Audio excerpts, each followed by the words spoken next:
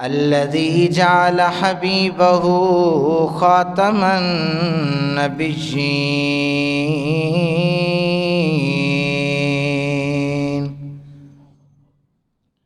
والصلاة والسلام على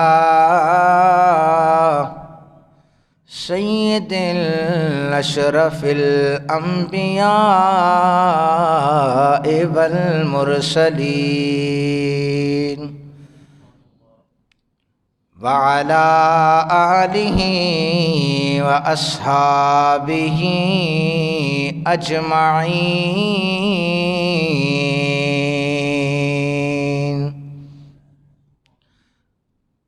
اما بعد فاعوذ باللہ السمیع العلیم من الشیطان الرجیم بسم اللہ الرحمن الرحیم قد افلح المؤمنون الذين هم في صلاتهم خاشعون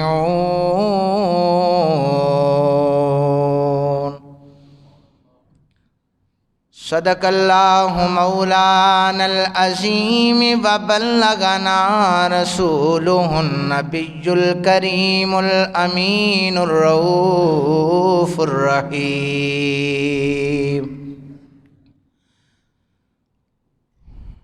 ان اللہ وملائکتہ یصلون علی النبی یا ایہا الذین آمنوا صلوا علیہ وسلموا تسلیما اللہم صل علی سیدنا و مولانا محمد وعلی آل سیدنا و مولانا محمد وبارک وسلم وسلم علیہ الصلاة والسلام علیک یا سیدی یا رسول اللہ الصلاة والسلام علیک یا سیدی یا حبیب اللہ الصلاة والسلام علیک یا سیدی یا نبی اللہ وعلی آلک واصحابک یا سیدی یا رحمتا للعالمین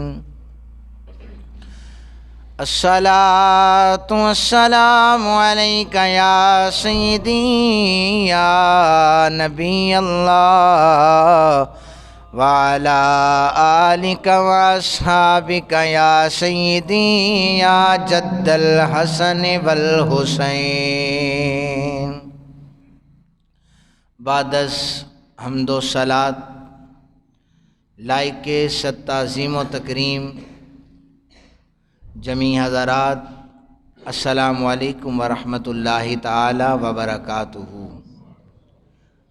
مالک لم یزل کا ہم پر کروڑوں احسان ہے کہ اس نے ہمیں ایک مرتبہ پھر اپنے گھر میں بیٹھ کر اپنا اور اپنے حبیب مکرم صلی اللہ علیہ وآلہ وسلم کا ذکر کرنے کی توفیق عطا فرمائی ہے۔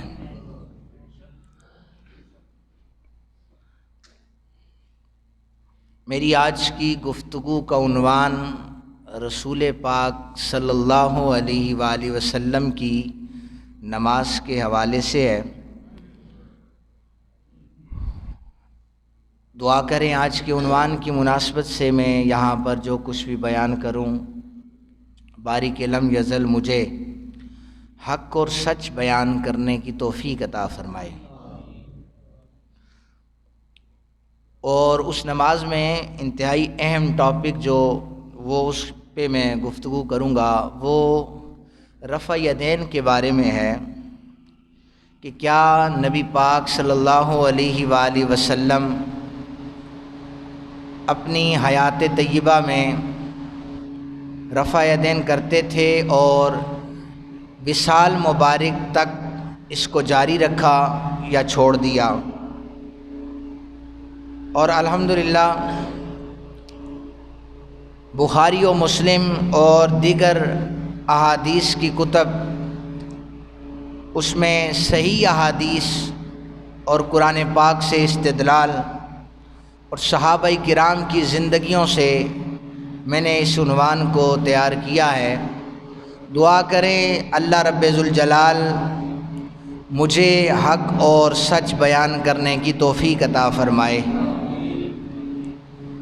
سب سے پہلے میں نے 18ویں پارے کی سورہ مومنون کی پہلی 2 آیات تلاوت کی ہیں، اس کا سادہ سا ترجمہ سماعت فرما لیجئے کہ رب ذوالجلال ارشاد فرماتے ہیں قد افلح المؤمنون، کہ تحقیق وہ مومن کامیاب ہو گئے، فلاح پا گئے، الذین ہم فی صلاتہم خاشعون، جو نماز میں عجز و انکساری کرتے ہیں۔ میں پھر اس کا ترجمہ آپ حضرات کے سامنے رکھ رہا ہوں کہ کامیاب ہو گئے وہ لوگ جو اپنی نمازوں میں عجز و انکساری کو لازم پکڑتے ہیں۔ اس آیت کی تفسیر میں کسی محدث، کسی پیر، کسی عالم یا کسی فلاسفر کا حوالہ نہیں دینے لگا۔ میں جس ہستی کا حوالہ دینے لگا ہوں اس ہستی کا نام حضرت عبداللہ ابن عباس ہے۔ عبداللہ ابن عباس کو نبی پاک صلی اللہ علیہ وسلم نے فرمایا یہ امت کا سب سے بڑا عالم ہے۔ حضور نے دعا فرمائی کہ یا اللہ عبداللہ ابن عباس کو علم سے بھرپور فرما دے، قرآن کا علم عبداللہ ابن عباس کے اندر داخل فرما دے، اور فرمایا یہ حبر الامہ ہے، امت کا سب سے بڑا امام عبداللہ ابن عباس ہے۔ دیکھیں آیت پاک کی تفسیر میں بھی کروں، ایک محدث بھی کرے، مفسر بھی کرے، لیکن ہم سارے اپنی جگہ پر اپنے تئی اندازے لگا کر سکتے ہیں۔ جو نبی پاک صلی اللہ علیہ وسلم کے چرنوں میں بیٹھا ہو اس ہستی کا نام عبداللہ بن عمر ہے، عبداللہ ابن عباس ہے۔ اور عبداللہ ابن عباس، عبداللہ ابن مسعود، عبداللہ ابن عمر، یہ 3 صحابہ جن کے نام کے ساتھ عبداللہ آتا ہے۔ اور ان میں یہ بھی بتاتا چلوں کہ عبداللہ ابن عباس اور عبداللہ ابن مسعود یہ پہلی صف کے نمازی ہیں، عبداللہ بن عمر 6ٹھی صف کے نمازی ہیں۔ نبی پاک صلی اللہ علیہ وسلم کے پیچھے نماز پڑھتے وقت عبداللہ ابن عمر جو ہیں یہ 6ویں صف میں نماز پڑھا کرتے تھے، اور عبداللہ ابن مسعود اور عبداللہ ابن عباس پہلی صف میں نماز پڑھا کرتے تھے۔ میں اس لیے یہ صفوں کی ترتیب بھی بتا رہا ہوں، پہلی صف میں نماز پڑھنے والوں کو زیادہ پتہ ہوتا ہے کہ رسول اللہ کی نماز کیسی تھی۔ 6ٹھی صف میں بھی نماز پڑھتے ہیں لوگ دیکھتے ہیں، لیکن پہلی صف میں نماز پڑھنے والوں کو زیادہ اندازہ ہوتا ہے۔ عبداللہ ابن عباس نے اس آیت پاک کے ضمن میں لکھا کہ خاشعون عجز و انکساری سے مراد کیا ہے۔ اب تفسیر ابن عباس کا حوالہ سنیے۔ حضرت عبداللہ ابن عباس کہتے ہیں اس سے مراد، خاشعون سے مراد لا یلتفتون یمینا ولا شمالا ولا یرفعون ایدیہم فی الصلاۃ۔ اس خاشعون سے مراد ہے نہ دائیں مڑا جائے نہ بائیں دیکھا جائے، اور فرمایا کہ ولا یرفعون، اور بلند نہ کیا جائے ایدیہم، اپنے ہاتھوں کو، فی الصلاۃ، نماز میں۔ کیا فرمایا؟ نماز میں اپنے ہاتھوں کو بلند نہ کیا جائے۔ فی کا مطلب ہوتا ہے میں، اس میں نہ ابتدا والا تکبیر تحریمہ والا رفع یدین ہے، اور ایک روایت ہے سلام، ایک روایت ہے کہ جب صحابہ کرام سلام پھیرا کرتے تو وہ کہتے السلام علیکم ورحمۃ اللہ، السلام علیکم ورحمۃ اللہ، کہا اس سے یہ مراد ہوگا۔ لیکن لفظ فی جو ہے عربی زبان جاننے والے جتنے بھی ہیں، فی کا مطلب ہوتا ہے میں، یعنی وہ ابتدا والا بارڈر پر جو تکبیر تحریمہ ہے یا جو آخر والا سلام تھا اس کے بارے میں بات ہی نہیں ہوئی. بات ہوئی کہ نماز کے اندر تم نے ہاتھوں کو نہیں اٹھانا. خاشعون سے مراد یہ ہے، فرمایا اسکنوا فی الصلاۃ، اپنی نمازوں میں سکون اختیار کرو. اچھا یہ کون کہہ رہا ہے؟ پھر آپ کو ریئلائز کروانا چاہتا ہوں، یہ کسی محدث، کسی مفسر یا محقق کی تحقیق نہیں ہے، یہ رسول پاک صلی اللہ علیہ وسلم کے صحابی، امت کے سب سے بڑے امام کا فتویٰ ہے کہ اپنی نمازوں میں سکون اختیار کرو. رفع یدین نہ فرض ہے، نہ واجب ہے، نہ سنت ہے. جو ایک علمی اختلاف ہے، آپ لوگ پڑھے لکھے ہیں اور آپ کے ساتھ اگر علمی ٹاپک پر گفتگو کی جائے تو اس کا مطلب فرقہ واریت نہیں ہوتی، بلکہ علم کو سمجھنا ہوتا ہے. ہمیں اپنی زندگیوں میں سمجھ نہیں آتی اور اچانک سے ہم اپنی رستے تبدیل کر لیتے ہیں. اتنا اختلاف ہے کہ کیا، یہ سوال ہے، رفع یدین کے ساتھ نماز پڑھنا افضل ہے یا رفع یدین کے بغیر نماز پڑھنا افضل ہے؟ کیا اختلاف ہے؟ رفع یدین کے ساتھ نماز پڑھنا افضل ہے یا رفع یدین کے بغیر نماز پڑھنا افضل ہے؟ یہ اتنی سی بات ہے. اب میں اس پر پنجتن پاک کے حوالے سے 5 حدیثیں میں آپ کے سامنے پیش کروں گا. ایک حدیث پاک عبداللہ ابن عباس کی میں پیش کر چکا ہوں، کتاب الصلاۃ ہے، مسلم شریف کی صحیح حدیث پاک ہے. حدیث کا نمبر ہے 968 968. اسی حدیث پاک کو سنن نبی داؤد میں 1000 نمبر پر یہ موجود ہے.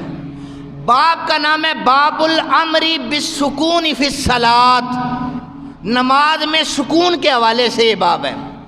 ان جابر بن سمرہ رضی اللہ تعالی عنہ قال خرج علینا رسول اللہ صلی اللہ علیہ وآلہ وسلم فقال مالی اراکم رافی ایدیکم.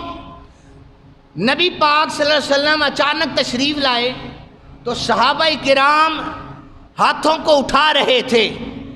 حضور نے فرمایا مالی اراکم، میں دیکھ رہا ہوں، رافی ایدیکم، تم اپنے ہاتھوں کو اس طرح اٹھاتے ہو کأنہا اذناب خیل شمس او کما قال علیہ السلام. میں دیکھ رہا ہوں تم، اے میرے صحابہ، تم اپنی نمازوں میں سرکش گھوڑوں کی طرح حرکتیں کر رہے ہو. اب اس پر اعتراض ہوتا ہے، جی گھوڑا تو دم کو ایسے ہلاتا ہے اور رفع یدین میں تو ایسے کیا جاتا ہے، صحابہ ایسے کر رہے تھے. حضور فرما رہے تم گھوڑوں کے دموں کی طرح حرکت دے رہے ہو. تو حدیث کے الفاظ ہیں خیل شمسن، لوگوں بدکے ہوئے گھوڑے کی طرح، مست گھوڑے کی طرح. جو مست گھوڑا ہوتا ہے وہ اپنی دم کو ایسے نہیں ہلاتا، وہ اپنی دم کو ایسے اٹھاتا ہے. یہ محدثین نے اس کی تفسیر کی ہے کہ گھوڑوں کے دموں کی طرح تم حرکتیں کر رہے ہو. اسکنوا فی الصلاۃ، اپنی نمازوں میں سکون اختیار کرو. یہ حدیث نمبر 968 ہے اور امام مسلم نے اس حدیث پاک کو نقل کیا ہے. یہ بالکل حوالہ میرے پاس ایکوریٹ ہے اور جب چاہے میرے پاس آ کر بھی اس کو کتاب سے دیکھا جا سکتا ہے. اس کے بعد دوسری حدیث پاک صحیح بخاری شریف، جلد اس کی پہلی ہے، کتاب الاذان چیپٹر کا نام ہے، حدیث نمبر ہے 828. یہ حدیث پاک بیان کرنے والے حضرت ابو حمید رضی اللہ تعالیٰ عنہ ہیں. بخاری شریف کی ابتدا جن احادیث سے ہو رہی ہے وہ یہی حضرت ابو حمید رضی اللہ تعالیٰ عنہ کی ابتدا ہے. ابو حمید، اب دیکھیں آج تک ذخیرہ احادیث میں کسی صحابی نے یہ دعویٰ نہیں کیا کہ میں رسول اللہ کی نماز کا حافظ ہوں. کسی نے کہا میں قرآن کا حافظ ہوں، کسی نے کہا میں حدیث کا حافظ ہوں، لیکن یہ وہ واحد صحابی ہیں انہوں نے کہا میں رسول اللہ کی نماز کا حافظ ہوں. کہتے ہیں انا کنتو احفظکم، اور میں نے رسول پاک کی نماز کو حفظ کیا ہوا ہے۔ اے ابو حمید، وہ رسول اللہ کی نماز کیسی تھی؟ لصلاۃ رسول اللہ صلی اللہ علیہ وآلہ وسلم، راوی کہتا ہے، ابو حمید آگے ہوئے، انہوں نے کہا میں تمہیں پڑھ کے بتاتا ہوں۔ حدیث پاک 828، ذخیرہ حدیث میں پہلا صحابی جس نے اپنے آپ کو رسول پاک کی نماز کا حافظ کہا۔ حدیث بھی صحیح ہے، کسی سند سے بھی یہ ضعیف یا غریب نہیں ہے، صحیح حدیث پاک ہے۔ انہوں نے تکبیر تحریمہ پر رفع یدین کیا اور پوری نماز پڑھ لی۔ راوی کہتا ہے پوری نماز میں ابو حمید نے ہاتھ دوبارہ نہیں اٹھائے۔ اگر رسول اللہ کی نماز کا حافظ تھا تو رسول اللہ کو دیکھا کرتا تھا، تو ایسا صحابی جو نماز پڑھے اور ابتدا میں ہاتھوں کو اٹھائے، گویا یہ بتا رہا تھا لوگوں نماز میں سکون یہی ہے اور مصطفیٰ کی نماز یہی ہے کہ نماز میں صرف ابتدا میں رفع یدین حضور کرتے تھے، اس کے بعد حضور رفع یدین نہیں فرمایا کرتے تھے۔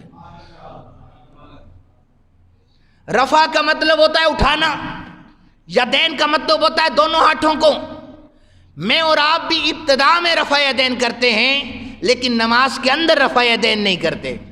اور ایک اور چیز یاد رکھیں کہ ہم اس سے انکاری نہیں ہے کہ نبی پاک صلی اللہ علیہ وسلم نے رفع یدین نہیں کیا، بالکل اس بات کو مانتے ہیں، اور صحیح حدیث سے ثابت ہے کہ حضور نے رفع یدین کیا ہے۔ لیکن کیا نبی پاک صلی اللہ علیہ وسلم نے مستقل کیا ہے؟ کسی حدیث میں ہمیشہ کا لفظ موجود ہے کہ آپ کے ظاہری وصال تک یہ رفع یدین ہوا؟ ایسی کوئی حدیث کبھی کسی کو ملے تو مجھے ضرور بتائے۔ اگر ذخیرہ احادیث میں یہ لفظ مل جائے کہ نبی پاک صلی اللہ علیہ وسلم اپنے آخری دم تک ہمیشہ رفع یدین فرماتے رہے نماز کے اندر، مجھے حدیث بتائیں، میں ممبر چھوڑنے کے لیے تیار ہوں۔ اس سے بڑی اور آپ کے سامنے میں کوئی رائے اپنی نہیں دے سکتا۔ پھر حدیث پاک سنن نسائی کی حدیث کا نمبر ہے 1059، عبداللہ ابن مسعود جو پہلی صف کا نمازی ہے، پہلی صف کا نمازی ہے، یہ کہتے ہیں کہ قال الا اصلی بکم صلاۃ رسول اللہ صلی اللہ علیہ وآلہ وسلم، میں تمہیں رسول پاک کی نماز کا طریقہ نہ بتاؤں؟ عبداللہ ابن مسعود آپ ضرور بتائیے۔ فصلی، پس عبداللہ ابن مسعود نے نماز پڑھی، فلم یرفع یدیہ الا مرۃ واحدۃ، آپ نے فلم یرفع یدیہ ہاتھوں کو نہ اٹھایا، الا مرۃ ایک دفعہ، واحدۃ صرف شروع میں، الا مرۃ واحدۃ صرف شروع میں ہاتھ اٹھائے، فلم یرفع یدیہ، اس کے بعد آپ نے اپنے ہاتھوں کو بلند نہیں کیا۔ عبداللہ ابن مسعود پر کسی کو اعتراض ہے تو وہ اٹھ کر کہے کہ صحابی رسول پر اعتراض ہے، ورنہ میں پھر کہہ رہا ہوں میں کسی محدث کا قول کوٹ ہی نہیں کر رہا، میں ڈائریکٹ صحابی رسول کے اور حدیث رسول کے حوالے دے رہا ہوں۔ اس کے بعد پھر دو ائمہ کرام ایسے گزرے ہیں جو امام بخاری کے بھی استاد ہیں، امام بخاری کے استاد ہیں، اور حجاز کے سب سے بڑے سرخیل، حجاز کے علماء میں سے سب سے بڑے عالم حضرت امام مالک رضی اللہ تعالیٰ عنہ ہیں، آپ کی ذات ہے۔ ساری زندگی مدینہ پاک میں آپ نے حدیث رسول پڑھائی ہے، ساری زندگی۔ اتنا ادب تھا بارگاہ رسالت کا کہ کبھی صفحے کو بھی زور سے پلٹا نہیں ہے کہ کہیں آواز رسول پاک کی بارگاہ میں بلند نہ ہو جائے۔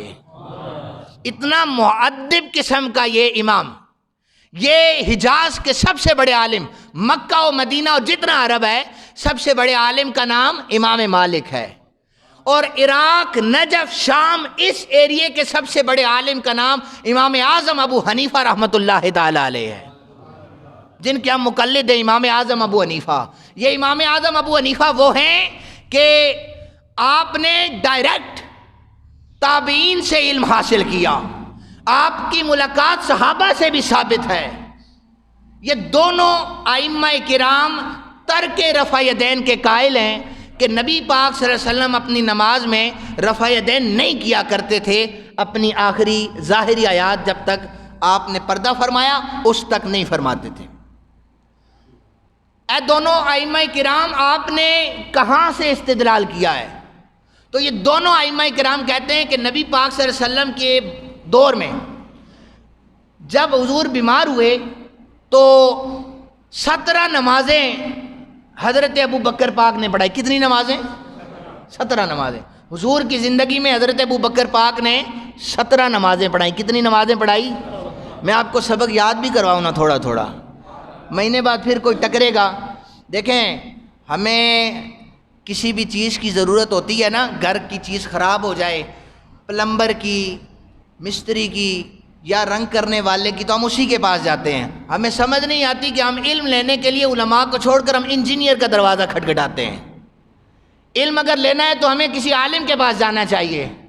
اگر کوئی کتاب اٹھا کر کہے کہ یہ دیکھو میں تمہیں سند دکھا رہا ہوں، ہم نے ساری زندگی مسلم کو دیکھا ہی نہیں ہے، تو ہم کہتے ہیں یہ ٹھیک کہہ رہا ہے۔ رسول اللہ صلی اللہ علیہ وسلم کے دین کے وارث علماء کو کہا گیا ہے، کسی حدیث میں انجینئر کو حضور کی حدیث کا عالم نہیں کہا گیا، وارث نہیں کہا گیا، جو طرح طرح کے نتنے فتنے اٹھا کر امت کے سامنے بگاڑ پیدا کر دے۔ اس لیے میں بتانا یہ چاہتا ہوں کہ 17 نمازیں کس نے پڑھائی حضور کے دور میں؟ ذخیرہ حدیث میں ثابت کر کے کوئی دے دے کہ حضرت ابو بکر صدیق نے 17 نمازیں یہ اور 225 سال میں رفع یدین کیا ہو۔ یار 6ٹی 7ویں 8ویں صف کی بات ہی الگ ہے، جو ڈائریکٹ مصطفیٰ کے مصلی پہ کھڑا ہوتا تھا اس نے کبھی رفع یدین نہیں کیا۔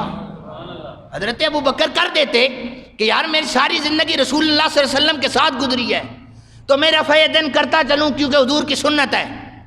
انہوں نے نہیں کیا۔ 1400 سال بعد آ کر کوئی انجینئر ہمیں یہ بتا رہا ہے کہ رفع یدین ثابت تھا۔ ہم کہتے ہیں تھا، لیکن رسول پاک نے ترک فرما دیا تھا۔ جو ترک کر دیا ہم اسے چھوڑتے ہیں۔ اچھا ترک رفع یدین پر میں اگر ایک سوال کروں، حضور کی صحیح حدیث پاک ہے، حضرت مالک بن حویرث رضی اللہ تعالیٰ عنہ اس حدیث پاک کے راوی ہیں۔ کیا نام ہے؟ مالک بن حویرث رضی اللہ تعالیٰ عنہ۔ آپ اس حدیث پاک کے راوی ہیں۔ سنن نسائی شریف کی یہ حدیث پاک ہے اور اسے بخاری شریف نے 737 نمبر پر بھی کوٹ کیا ہے۔ یہ حدیث نمبر کتنی ہے؟ 737۔ ابن ماجہ میں یہی حدیث پاک 859 نمبر ہے۔ ابو داؤد میں یہی حدیث پاک 745 نمبر پہ ہے۔ یہی حدیث پاک سنن نسائی میں 1086 نمبر پہ ہے۔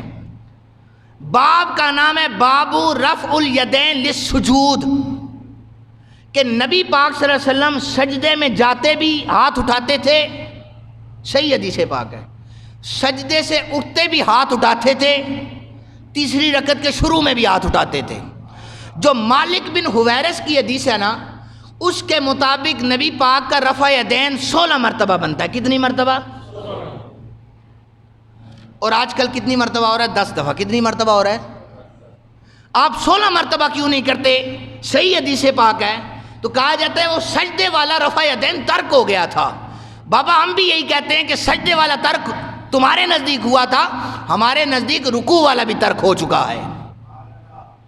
اور اس کی میں ایک مثال سوال پوچھ کر دینا چاہتا ہوں۔ نبی پاک صلی اللہ علیہ وسلم نے شمال کی جانب چہرہ کر کے نماز پڑھی۔ کتنا عرصہ نماز پڑھی؟ آپ نے 21 مہینے شمال کی جانب نماز پڑھی منہ کر کے۔ کتنے عرصہ؟ آپ میں سے کوئی پڑھے گا؟ میں آپ سے کہوں کہ آج نماز عصر شمال کی جانب منہ کر کے پڑھیں، کیوں نہیں پڑھیں گے؟ حضور نے تو پڑھی ہے، حضور نے پڑھی ہے تو آپ بھی پڑھیں۔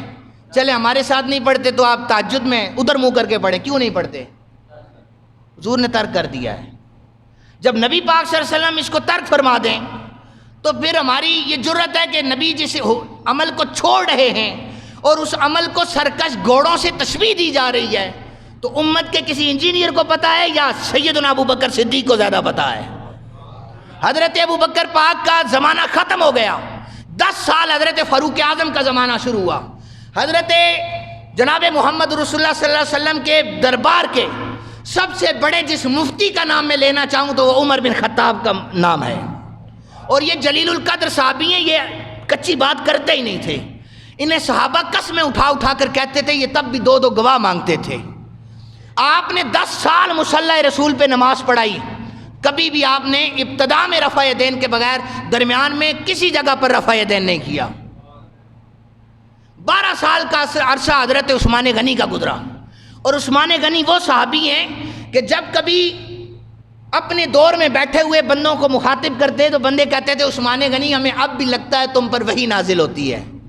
حضرت عثمان کہتے تھے مجھ پر وحی نہیں نازل ہوتی، رسول پاک صلی اللہ علیہ وسلم کے زمانے میں ہوتی تھی، وصال مبارک کے بعد بند ہو گئی ہے، یہ سلسلہ منقطع ہو چکا ہے، لیکن عثمان تم ایسی ایسی باتیں کرتے ہو ہمارے اندر وہ موجود ہوتی ہیں۔ حضرت عثمان کہتے ہیں کہ وحی تو مجھ پر نہیں آتی، لیکن جس نبی پر وحی آتی تھی اس کے قدموں میں بیٹھا کرتا تھا۔ انجینئر حضور کے قدموں میں نہیں بیٹھا کرتا تھا، انجینئر کو حدیث رسول کا ترجمہ جو خود پسند ہے وہ تھومتا ہے، ہمارا جوان طبقہ اسی طرف چل پڑا ہے۔ اور ابھی تو میں صرف اس حدیث پاک پر عنوان دے رہا ہوں، یہ علمی ٹاپک ہے اور آپ پڑھے لکھے لوگ ہیں، بتانا اس لیے ضروری ہے، ابھی اور کئی ٹاپک ہیں اس کے جو ذخیرہ حدیث میں وہ ڈنڈی مارتا ہے۔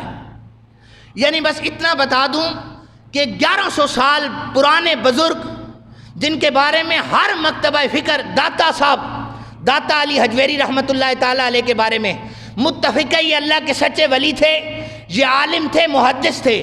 اس انجینئر کی یہ کلپ موجود ہے کہ پٹرول ڈال کر داتا صاحب آگ لگا دی جائے۔ ہم ایسے بندے کے پیچھے ہیں جو اللہ کے ولیوں کا بھی دشمن ہے اور صحابی رسول کی احادیث کو وہ اپنی طرف سے ضعیف کہہ رہا ہوتا ہے۔ خیر حدیث پاک سنیں، حضرت علی پاک کا دور آیا 5 سال، حضرت علی پاک نے بھی رفع یدین نہیں کیا۔ 5 مہینے خلافت امام حسن علیہ السلام کا دور آیا، حضرت امام حسن شبیہ مصطفیٰ کریم صلی اللہ علیہ وسلم تھے، نبی پاک صلی اللہ علیہ وسلم کی شبیہ تھے، آپ نے کبھی رفع یدین نہیں کیا۔ امام مالک اور امام اعظم ابو حنیفہ اتنے بڑے امام ہیں، اور امام مالک کے سامنے زانو تلمس ہونے والے امام کا نام امام شافعی ہے۔ اب ہم شاگرد کی بات مانیں یا امام کی بات مانیں؟ امام مالک کی کتاب ہے، فقہ کی کتاب ہے المدونۃ الکبریٰ، اس کے اندر آپ نے لکھا ہے کہ رفع یدین کرنا یہ ضعیف عمل ہے، اور یہ یاد رکھیں اگر کوئی رفع یدین کرتا ہے تو ہمارا اس پر کفر کا فتویٰ نہیں ہے، ہمارا یہ ہے کہ اس کے بغیر نماز افضل ہے یا اس کے کرنے کے ساتھ افضل ہے۔ تو نبی پاک صلی اللہ علیہ وسلم کے دور کے صحابہ کے حوالے سے میں 5 احادیث آپ حضرات کے سامنے میں پیش کر چکا ہوں۔ ذخیرہ حدیث میں کسی جگہ پر یہ حکم اگر موجود ہو تو ضرور دکھائیے گا کہ رفع یدین کرو، خود کیا اور بتا دیا، لیکن میں جو پہلی حدیث پاک پڑھ چکا ہوں وہ یہ واضح ہے کہ نبی پاک صلی اللہ علیہ وسلم نے فرمایا کہ ہاتھوں کو نماز میں نہ اٹھاؤ، فی کا لفظ میں نے آپ حضرات کے سامنے دے دیا۔ اچھا ڈنڈی دیکھیں ذرا ایک اور، مالک بن حویرث ابن داؤد میں ابو داؤد میں رکوع والا رفع یدین کریں تو مانتے ہیں، بخاری میں رکوع والا رفع یدین کریں تو مانتے ہیں، اگر وہ سنن نسائی میں سجدے والا رفع یدین کرے تو نہیں مانتے، کہتے ہیں اس حدیث کو کہ یہ حدیث ضعیف ہو گئی ہے۔ ہم نے پوچھا کہ یہ حدیث کس طرح ضعیف ہوئی ہے؟ دیکھیں حدیث پاک کو ٹٹولنے کے لیے اسماء الرجال کی ضرورت ہوتی ہے، احادیث میں احادیث کو صحیح ضعیف اور موضوع اور جتنی بھی اقسام ہیں ان پر تولنے کے لیے ہمیں اسماء الرجال کی ضرورت ہے۔ مالک بن حویرث والی حدیث کو انجینئر محمد علی مرزا نے ضعیف قرار دے دیا کہ یہ حدیث ضعیف ہے سجدے والی، اس لیے ہم اس کو نہیں مانتے۔ اس نے کہا کہ اس میں ایک راوی ہے جس کا نام ہے قتادہ۔ اب یہ انتہائی علمی بات ہے، لیکن میں نے پہلے عرض کیا کہ آپ پڑھے لکھے لوگ ہیں، اللہ تعالیٰ ہم سب کو سمجھنے کی توفیق عطا فرمائے۔ اب انہوں نے کہا کہ قتادہ یہ راوی ہے، یہ مدلس راوی ہے، اور مدلس راوی جب حدیث کوٹ کرتا ہے تو لفظ ان جب لکھ دیتا ہے تو اس کی حدیث ضعیف ہو جایا کرتی ہے، انجینئر صاحب آپ نے قتادہ پر جو جرح کیا ہے وہ کس طرح کیا ہے؟ تو ان کے پاس کسی قسم کا حوالہ کسی کتاب کا موجود نہیں ہے، لیکن ہمارے پاس کتاب ہے معرفت فی علوم الحدیث، ایک کتاب کا نام ہے، اس میں امام حاکم بہت بڑا محدث، ہم نے ان سے پوچھا کہ کیا اس حدیث میں قتادہ مدلس ہے اور اس کی حدیث ضعیف ہے؟ تو امام حاکم نے کہا کہ اگر مدلس ان لگا دے تو حدیث ضعیف ہو جایا کرتی ہے، لیکن قتادہ ایسا راوی ہے جب یہ ان لگائے تو حدیث ضعیف نہیں ہوا کرتی۔ امام حاکم کی مانیں اتنے بڑے محدث کی یا انجینئر کی مانگ رہے ہیں؟ یہ حضرت قتادہ رضی اللہ تعالیٰ عنہ، یہ راوی ہیں حضرت قتادہ، یہ ان کی حدیث یہ صحیح سند کے ساتھ ہے۔ اچھا، یہ میں پہلے ایک چیز میں نے بیان کی ہے، ایک روایت میں 17 مہینے بھی ہے کہ شمال کی جانب حضور نے 17 مہینے چہرہ فرما کر نماز پڑھی۔ ایک آخری بات میں سے 3 منٹ میں عرض کروں گا۔ ہمارا ایک اور بڑا مسئلہ ہے، ہمارے سامنے جب حدیث بیان ہوتی ہے نا، ہم کہتے ہیں جی بخاری میں ہے، نہیں ہے، پھر ہم نے نہیں ماننی، کیونکہ بخاری میں نہیں ہے تو ہم نہیں مان سکتے۔ مسلم میں ہے تو مانیں گے، بخاری میں بس، قرآن کے بعد بخاری۔ یہ ضابطہ کہاں سے آیا ہے کہ قرآن کے بعد بخاری کو مانیں گے؟ نبی پاک صلی اللہ علیہ وسلم کی حدیث ہے، میرے بعد 2 چیزیں چھوڑ کے جا رہا ہوں، قرآن ہے اور سنت ہے۔ کیا ہے؟ بولیں تو صحیح، قرآن اور سنت ہے۔ اور پھر ایک اور صحیح حدیث ہے کہ میں 2 چیزیں قرآن اور اہل بیت چھوڑ کے جا رہا ہوں، جسے دین کی ضرورت ہو قرآن کا دامن تھام لے اور میری آل کا دامن تھام لے، اللہ اسے علم کا فیض عطا فرما دے گا۔ یہ حدیث ہے، یہ دونوں، یہ جو پہلی حدیث ہے قرآن پر عمل سنت پر عمل، یہ ضابطہ جو دیا گیا ہے نہ بخاری میں ہے، نہ مسلم میں ہے، نہ ابو داؤد میں ہے، نہ ابن ماجہ میں ہے، نہ ترمذی میں ہے، اور نہ ہی سنن نسائی میں ہے۔ ضابطہ یہ ہے قرآن اور سنت کی مانو، ہم نے بنا لیا قرآن اور بخاری کی مانو۔ 1 منٹ کے لیے میں سوال کرنا چاہتا ہوں، جو کہتے ہیں نا بخاری میں یہ حدیثیں موجود ہیں، امام بخاری نے 4 مقامات پر، اب اس مسئلے کو سننا ذرا، 4 مقامات پر امام بخاری نے 2 صحابہ سے روایت لی ہے۔ ایک صحابی کا نام ہے حضرت حذیفہ بن یمان، ایک کا نام ہے ابو موسیٰ اشعری رضی اللہ تعالیٰ عنہ۔ یہ 2 صحابہ 4 مقامات پر روایات ان کی نقل ہے۔ امام بخاری پوری بخاری شریف اٹھائیں کہ نبی پاک صلی اللہ علیہ وسلم پیشاب کس طرح فرمایا کرتے تھے، کس طرح فرمایا کرتے تھے۔ 2 صحابی ہیں، صحیح حدیث پاک ہے، بخاری شریف ہے، فرماتے ہیں کہ حضور کھڑے ہو کر پیشاب کیا کرتے تھے۔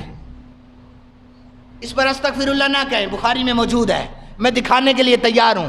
4 مقامات پر پوری بخاری میں بیٹھ کر پیشاب کرنے والی حدیث موجود نہیں ہے۔ آپ بات کر لیں بے شک آ کر۔ اچھا اب سنیے گا ذرا توجہ سے، کانوں کے وہ جو کھڑکیاں ہیں وہ کھول کر سننے۔ 4 مقامات پر کھڑے ہو کر پیشاب کرنے کا حکم ہے۔ میں کہتا ہوں اگر بخاری کی زیادہ مانتے ہو تو پھر کرو کھڑے ہو کر پیشاب، لیکن سنن ترمذی شریف کی حدیث نمبر 12 میں سیدہ طیبہ طاہرہ عائشہ صدیقہ رضی اللہ تعالی عنہا اس حدیث پاک کو لے کے آئی ہیں کہ کان یبول قائما فلا تصدقوا، جو تمہارے سامنے کھڑے ہو کر پیشاب کرنے کی بات کرے اس کا انکار کر دو، اس کی تصدیق نہ کرو۔ اے سیدہ عائشہ، بخاری شریف کہہ رہی ہے کہ 4 مقامات پر نبی پاک نے کھڑے ہو کر پیشاب کیا، آپ فرمائیں تصدیق ہی نہ کرو۔ تو حضرت عائشہ کہتی ہیں کہ وہ حکم منسوخ ہو چکا ہے، نبی پاک صلی اللہ علیہ وسلم نے امت کے لیے آسانی یہ فرمائی ہے کہ اگر کوئی مریض ہے، کوئی بیمار ہے تو اس صورت میں وہ کھڑے ہو کر پیشاب کر سکتا ہے۔ اگر کسی کو شوق ہے نا منسوخ تو ہو گیا ہے لیکن حضور نے کیا تھا تو بسم اللہ وہ کھڑے ہو کر پیشاب شروع کر دے۔ لیکن سیدہ عائشہ نے کہا مت مانو اس بندے کی بات جو منسوخ ہوئے ہوئے عمل پر عمل کرتا ہے، جو دین وہی لیں جو حضرت ابو بکر صدیق نے حضور سے لیا ہے، جو عمر بن خطاب نے حضور سے لیا ہے، جو سیدہ عائشہ نے حجرہ رسول سے لیا ہے، دین وہی لیں۔ اللہ تعالیٰ سے دعا ہے، وقت زیادہ ہو چکا ہے، اللہ تعالیٰ سے دعا ہے اللہ تعالیٰ ہم سب کو سمجھنے کی توفیق عطا فرمائے۔ وما